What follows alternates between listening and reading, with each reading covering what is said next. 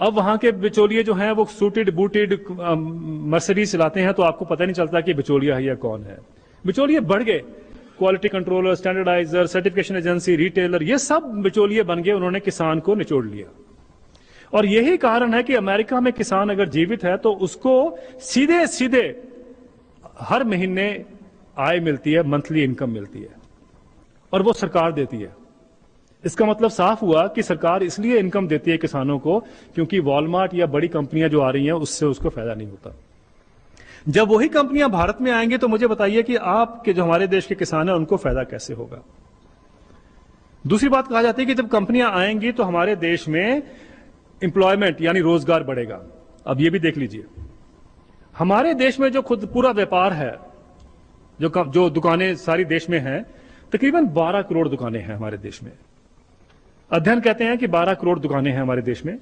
12 करोड़ दुकानों में 4.5 करोड़ लोग काम करते हैं। 4.5 करोड़ लोग उसमें काम, आपने समझ 25 करोड़ वो उसके परिवार के लोग मिलाया था आपने जी। तो वो जो 44 मिलियन यानी वही हो गया, वो लोग, इतने लोग काम करते हैं उनके देश में। और जो टोटल हमारी उसका जो व्यापार है हमारे देश में, जो ये खुदरा व्यापार कहते हैं इसको, इसका टोटल जो टर्नओवर है जिसको कहते हैं साल का पूरा मिला लिया जाए तो ये 450 या 420 बिलियन डॉलर के बीच में होता है। 420 और 450 बिलियन डॉलर ये टोटल उसकी साल की वो उसकी ग्रोथ, उसको टर्नओवर है। वॉलमार्ट जो कंपनी है उसका भी इत्तेफाक 420 बिलियन डॉलर टर्नओवर है, मतलब दोनों बराबर है। वॉलमार्ट के दुनिया में, बहुत सारी दुनिया में उसके ऑफिसेज हैं, उनके खुले हुए हैं, सब इनके स्टोर खुले हुए हैं। सारे मात्र उनके 21 लाख लोगों को रोजगार दिया है उन्होंने। उसी टर्नओवर के लिए 21 लाख लोग लगे हैं। हमारे देश में 4.5 करोड़ लगे हैं। अब बताइए कौन रोजगार पैदा करता है।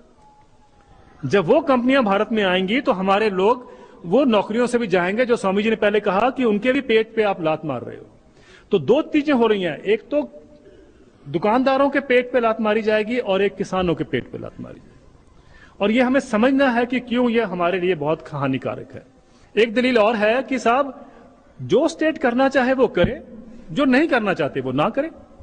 और ये बहुत लोग मानते हैं कि अगर उत्तर प्रदेश ने नहीं करना, बिहार ने नहीं करना तो ठीक है आप मत करिए, महाराष्ट्र ने करना है और हरियाणा ने करना है उनको करने दीजिए, दिल्ली ने करना है करने दीजिए। ये भी गलत है। गलत इसलिए है कि भारत में एक ट्रीटी साइन होती है, एक हम इंटरनेशनल ट्रीटी को क्या कहेंगे, अंतर्राष्ट्रीय एक ट्रीटी संधि होती है, उसको बायलैटरल संधि होती है। वो हमने आज 82-83 देशों से की हुई है। उसके तहत हमने उसमें ये कमिट किया हुआ है कि जो भी कंपनियां भारत में आएंगी उनको हम भारत जैसे ही प्रावधान, उनको वही एनवायरमेंट देंगे, उनको वही फैसिलिटीज मिलेंगी। और उसमें यह भी है कि ये नहीं कि कोई प्रदेश हमारा उसको रोक पाए, नहीं रोक सकता। वो कंपनी कोर्ट में लेके जा सकती है कि हमें तो आपने नेशनल ट्रीटमेंट देनी है, आप हमारे को रोक नहीं सकते। यानी ये जो हमें एक गलतफहमी पैदा की जा रही है कि जो स्टेट चाहती है वो रख ले, जो नहीं चाहती है वो उसको ना अलाउ करे, ऐसा गलत है। वो हम वचनबद्ध हैं उन कंपनियों को सारे देश को खोलने के लिए, हमें खोलना पड़ेगा।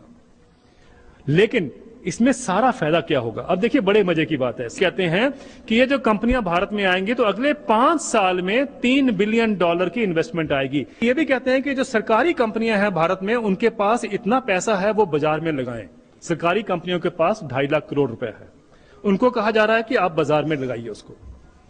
लेकिन मजे की बात देखिए, उससे कहा जा रहा है कि 2.5 लाख करोड़ रुपए लगेगा तो देश की इकोनॉमिक इंजन जो है वो चल पड़ेगा। प्राइवेट कंपनियों के पास भारत में 9 लाख करोड़ रुपए का सरप्लस पड़ा है। आज प्राइवेट कंपनियां कैश के ऊपर बैठी हुई हैं, मतलब पैसे के ऊपर बैठी हुई हैं, उनको पता नहीं क्या किया जाए इसका। वो 9 लाख करोड़ रुपया जो है वो नहीं बोल रहे कि आप भी बाजार में लगाओ, आप भी बाहर निकालो। सिर्फ सरकारी कंपनियों को बोला जा रहा है कि आप बाहर निकालो। यानी इसका मतलब क्या हुआ कि जैसे मैंने पहले कहा, privatisation of profit, socialisation of cost. जो प्रॉफिट है वो तो आपका है, जो आपका लॉस होगा वो सारा देश भरेगा।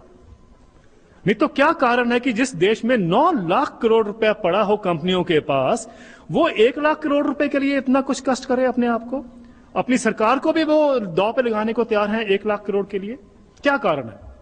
क्यों नहीं हम अपनी ही कंपनियों को बोलते हैं, जिसमें रिलायंस भी है, इन्फोसिस भी है, विप्रो भी है, इन सब कंपनियों को बोलें कि अपना पैसा बाहर निकालिए, लेकिन वो नहीं सरकार कर रही।